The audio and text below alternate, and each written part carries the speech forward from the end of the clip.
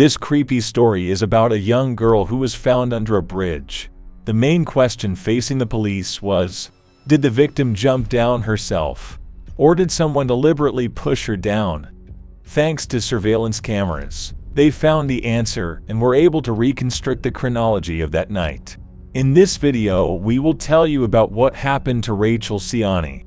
On April 1, 2000, a man was driving across a bridge in Burlington, New Jersey. On the earth below him, he noticed what looked like a human body and called the police. Detectives arrived at the scene and saw in front of them a young girl who did not have any documents with her, because of which they were unable to establish her identity. It would look as if she had taken her life by jumping off that bridge. The height of the bridge at that place was about 35 meters, which can be roughly compared to the height of a 10-story building. Of course, after the fall, the body was badly damaged, so the police could only wait for the results of the autopsy. While the medical experts did their work, detectives had to determine the identity of the deceased. They spread her signs through local newspapers and news, and it quickly bore fruit. The girl's ex-boyfriend recognized her as 21-year-old student Rachel Ciani. Rachel Elizabeth Ciani was born on April 18, 1978, in the relatively small American city of Bensalem, Pennsylvania. When she was very young, her parents developed illnesses, and a few years after that, her mother passed away. The girl and her two brothers remained to live with their father and his new wife. The couple also had 2 children together. The family didn't have much money, but they didn't have to live in poverty. They all lived in harmony, and the stepmother treated her husband's children well. After high school, Rachel attended Bucks County Community College in Newtown because her family simply did not have the money for a private college. Community colleges cannot be called prestigious, but tuition was much cheaper. There she studied psychology and later began taking an acting class. Despite the low cost of education, the girl still had to work to pay for college and living nearby. Then Rachel got a job as a dancer at the Diva nightclub. She hid this fact from her family for some time, but they soon found out about it and expressed their disapproval. Moreover, the father and stepmother recognized the fact that the girl is already an adult and has the right to do what she wants. They did not have any serious conflict with their relatives on this basis. At the club, Rachel earned very impressive money, especially by 2000 standards. Working 3 to 5 days a week, she earned about $400 per night. Despite all this, she was very economical. The cost of studying was only $1,000 per semester, not counting the cost of textbooks. Rachel drove an old junk car and lived in a house with 7 other tenants. Now there is no way to find out what she saved for, but with her income from the club, she could not deny herself anything and live to the fullest. Now that we have become acquainted with her biography, let's return to the bridge under which Rachel's life ended. The police very quickly rejected the version that the girl jumped down of her own free will, since blood was found on the bridge itself. The examination showed that it belonged to Rachel, which means that she was most likely killed. The preliminary version of the investigation was that someone inflicted a puncture wound on the girl and then knocked her over the railing of the bridge.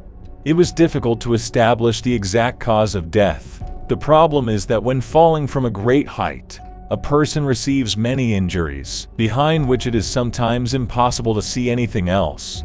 The police began searching for suspects and immediately paid close attention to the club where the girl worked. The first clue was waiting for them there. The management of the establishment spoke about a former employee who was fired for harassing Rachel. Detectives examined him for his involvement in the case and concluded that he was not guilty. After that, they had a new suspect, a regular customer of the club named Jack Denoper. The 35-year-old man had his own business, which brought in good money. He and his wife lived in a large, respectable house and had a good reputation among their neighbors. His wife knew that Jack regularly visited the club with dancers, but she did not oppose it at all. Moreover, several times she personally picked him up from there when he could not drive the car on his own. In other cases, Jack stayed overnight at a hotel near the club. In 1999, he was arrested for driving while intoxicated, and a second offense could result in the loss of his driver's license. Rachel was his favorite dancer. He left her the most generous tips and often paid hundreds of dollars just for her to talk to him. To establish Danopa's involvement in the case, the police reconstructed the chronology of the events of the last day of Rachel's life. On March 31, she finished her shift at the club. "I changed into jeans and a sweater, and then headed to the bar. Jack went with her, but in a different car. They were also joined by Rachel's friend named Rebecca. When the girls got into the car, she took a photo of Rachel, and it was this photo that would later help the police confirm the identity of the deceased. That night, Danopa got drunk and started knocking on the doors of the Diva Club when it was already closed. This was noticed by police passing by, but the security guard and the establishment's managers convinced him that Jack was a regular customer and did not pose any danger.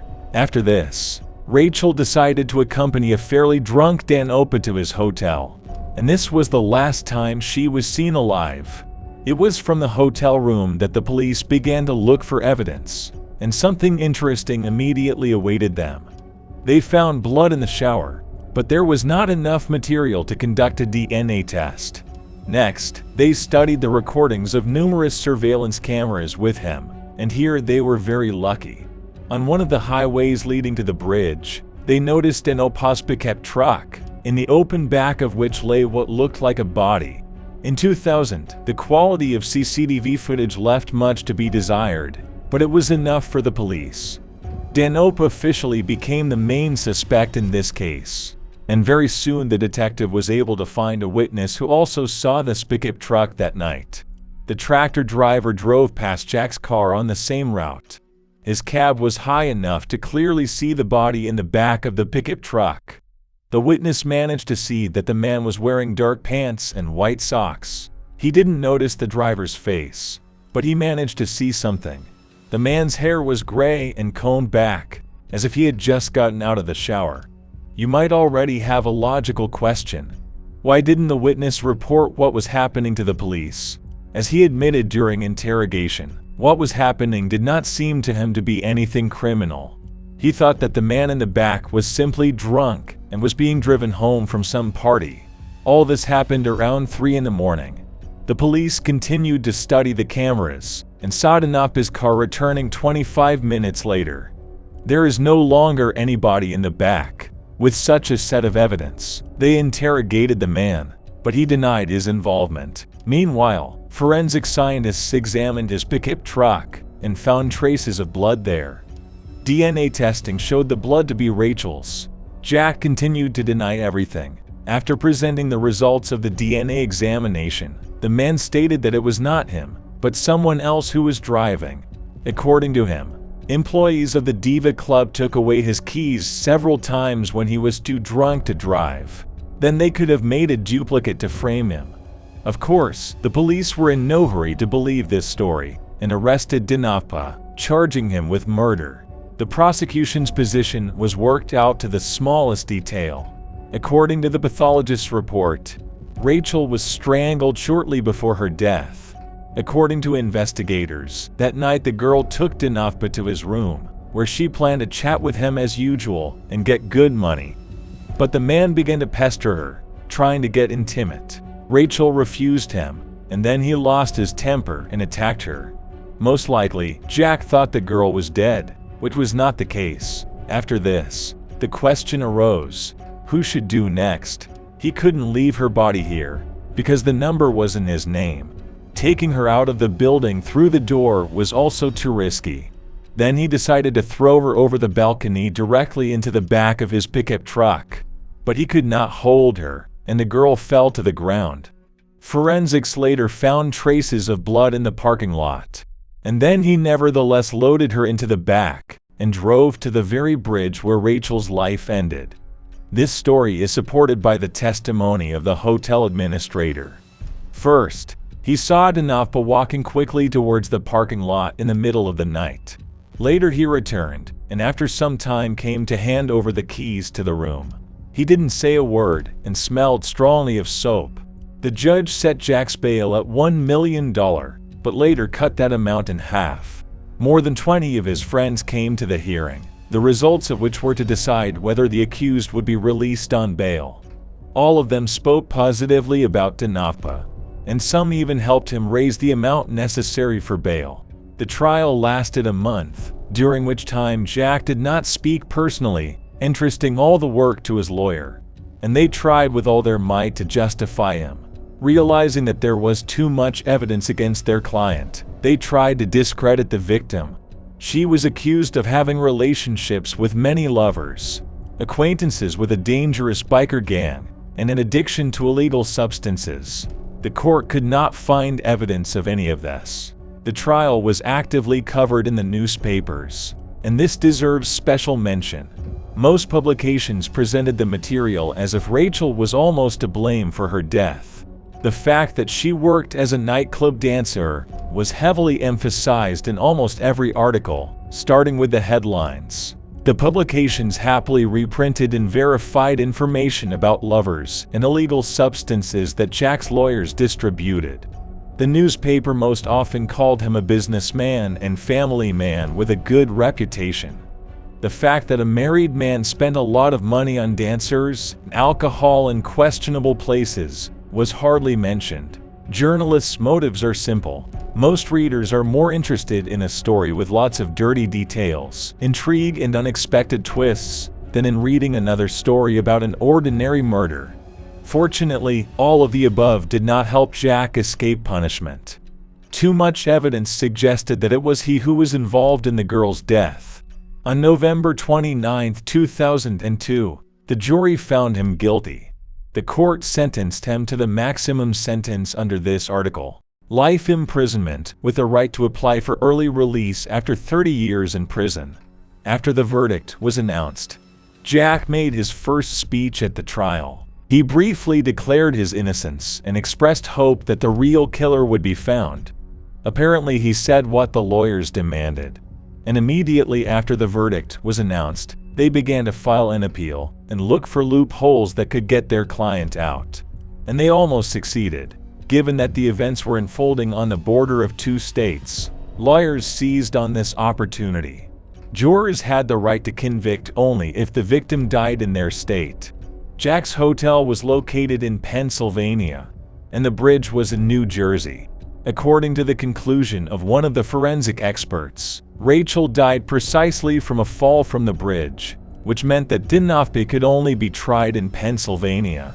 Other than that, it only gave the right to request release on bail, which was already $1 million. But there was one caveat. His father, who helped pay for the lawyer, had already spent all the money on them, and simply could not find $1 million. Moreover, he also did not have the funds to support high-quality lawyers. Therefore, Jack had to use the services of a free lawyer. Later, the court rejected Dnopka's claims related to legal subtleties in the right to pronounce a sentence. For this reason, he remained in a New Jersey prison with the same sentence, where he remains to this day.